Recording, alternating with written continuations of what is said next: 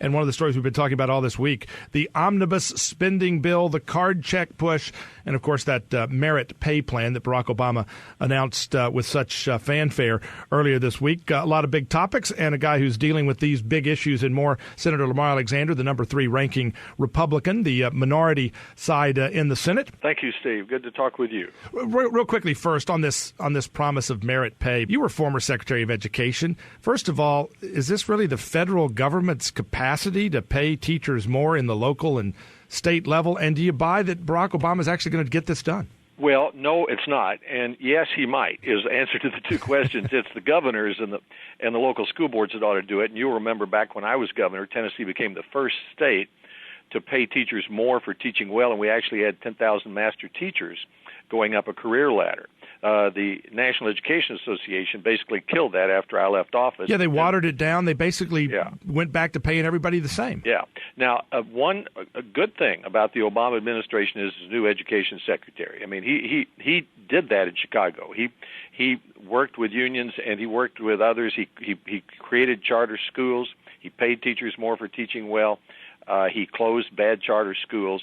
So we'll have to wait and see, but I think we need to give him the benefit of the doubt, because if it's kind of like Nixon going to China. Arnie Duncan, the new education secretary, may be able to do it, but you're exactly right. Paying teachers is the responsibility of states and cities, so it's the governor and the legislature who have to put in a system to pay teachers more for teaching. I mean, well. I want to applaud this president when he, accidentally comes across something that's the right thing. Yeah. But I'd like to have him actually do it before we give him too much applause. Well, no, and you're it just right. seems ironic that on one hand he's saying we need to reward successful teachers, but he wants to punish successful businesses, successful investors, successful taxpayers. It's inconsistent when you look at how he wants to treat successful people in the workplace, and yet he wants to reward successful people in the classroom. No, there are a lot of inconsistencies, but you're exactly right about where the responsibility is. President Reagan came to Tennessee and supported Tennessee's master teacher program that I and Governor McWhorter and others put in place. That's the way it's supposed to work. Yeah, working at the state and local level. A lot of people have been disturbed, I know you've heard from them at your office, over your vote for the Omnibus Spending Bill that is a $410 billion spending bill that imposes about 9,000 earmarks. Most of your Republican senators voted against it, and when you see yourself sidling up with the biggest spenders and the let's spend it all crowd in Washington, shouldn't that be a clue that maybe you're on the wrong side of that one? I think I was on the right side, Steve. As you know, I voted to decrease the spending to last year's levels, and that amendment failed. The Democrats beat that. But you've got listeners in Clarksville. I was visited by about 50 people from Clarksville yesterday, and they were talking about one of the earmarks that I put in last year, which created and was approved and was publicized, and which created an after-school program for military families. It's supported by the post commander. It's supported by the entire community, and they're very glad to have it. And some of your listeners may live near the Center Hill Dam. It's leaking. That could be a disaster, and the water level's low, and there's $42 million to fix that. There's $42 million to rebuild the Chickamauga Lock, which, if it's not rebuilt, won't open, and that's jobs all over Tennessee. And if it is opened, it's open now, but it won't stay open. It'd take 100,000 trucks off I-75. All of the money for Oak Ridge was in this bill, and if it hadn't passed, we would have lost 2,500 jobs in one day. So there have been bad specific appropriations by congressmen and senators that need to be criticized. I'm trying to be very careful with all the ones I represent, and I think if I told the Clarksville crowd that came to see me every year about what it needs for its military families, if I said I don't do that, here's Barack Obama's phone number, they'd probably run me into Kentucky. Well, and we talked yesterday with Ron Paul, who acknowledged that, look, there are good earmarks and bad earmarks, and some of this effort to make all earmarks bad is to cover up the bad earmarks that are in there, so that you kind of have to almost be hostage to get the good things, some of which you've just described. We've got to pay for manure studies. We've got to pay for Polynesian boats. We've got to spend wasteful dollars in order to get some of the things we need. Isn't there a better system, and shouldn't we be holding the purse strings hostage in order to get a better system that doesn't force us to buy ridiculous stuff in order to get what we need? I will completely agree with that, and the system needs to be reformed, but if you have a couple of bad acts at the Grand Ole Opry, you don't cancel the opera, you cancel the acts, and that's what we need to do here. We already, earmarks have to be public. These have been public since last July. They were thoroughly considered by the Appropriations Committee upon which I serve. You have to sign a statement that says none of it benefits private people. They all benefit public people. I think it would be a good idea, and I may start doing it next year for the specific appropriations that I argue for in the bill, to go to the Senate floor and announce them as far in advance as I can, let people know about them, let them criticize them.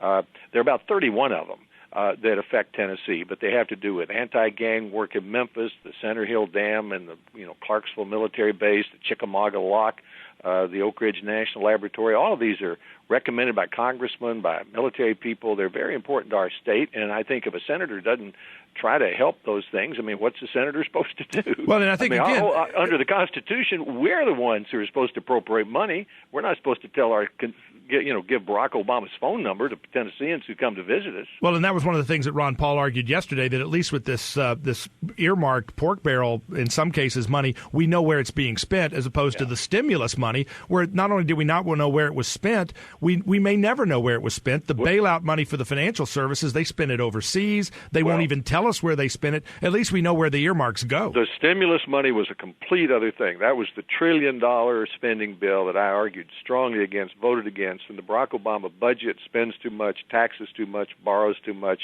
We're spending 3 weeks working against that. But this was the regular appropriations bill, and I'm going to fight to make the earmark process, a specific appropriation process, as open as possible. But I don't see any way that a Tennessee senator can turn his back on the military families in Clarksville or on Chickamauga Lock or on the there were $2.4 million for the anti-meth task force in Tennessee, which is the leading one in the country. Although I guess the challenge is if that good money is costing us so much with wasteful spending in other states, then are we really getting our money's? If we're having to spend money in 49 states on wasteful projects to get those good projects in Tennessee, at some point, when is it too expensive? Well, that's the right question, but I think senators and congressmen ought to be required to answer questions just like I'm doing with you and say, is this the right way to spend money? It's about 1% of the discretionary spending, and it doesn't add anything to the budget because it comes from within the budget. Real quickly, I know you've got to run to a meeting. Card check is another hot topic where they're trying to take away the private ballot to be able to use union thuggery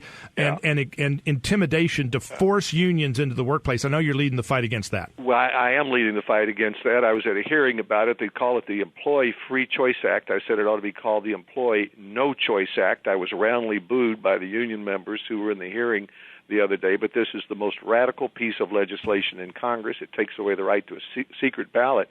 And even worse, after 120 days, if you and your union can't agree in a collective bargaining arrangement, the government comes in and sets the terms.